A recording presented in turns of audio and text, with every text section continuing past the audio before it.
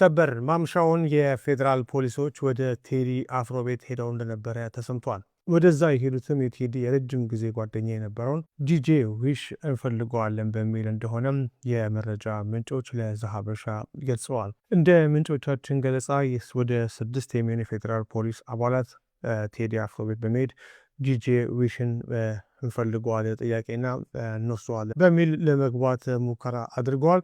ሆኖም ቴዲ አፍሮ በምሽት ከ6 ሰዓት በኋላ ወደ ቤቴ እንድትገቡ አልፈቅድላችሁም በማለት ከፖሊሶቹ ጋር የተወሰኑ ንግግሮች ከደረገ በኋላም ዲጄ ዊሽም ለጊዜው ሳይያዝ ቴዲ አፍሮ ቤትም ሳይገቡ መመለሳቸውን የመረጃ ምንጮች ገልጸዋል። በዛሬው ዕለት እንደነገርኳቸው የቴዲ የልብ ጓደኛ የረጅም ጊዜ ጓደኛው ያሲን እንደዚሁም ደግሞ ምክትል ማናጀሯን ሰለሞን መታሰራቸውን መዘገባችን ይታወቃል። በአሁን ሰዓት ላይ ሜክሲኮ በሚገኘው የወንጀል ምርመራ ቢሮ ውስጥ ታስረው እንደሚገኙ የፖሊስ ምንጮች ለዛሀበሻ ገልጸዋል።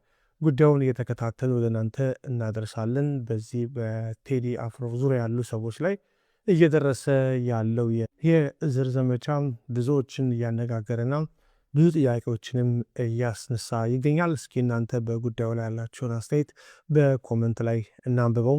አሁን ያለው መረጃ ይሄን ይመስላል። እየተከታተልን እናቀርባለን። ፔጃችንን ይከታተሉት።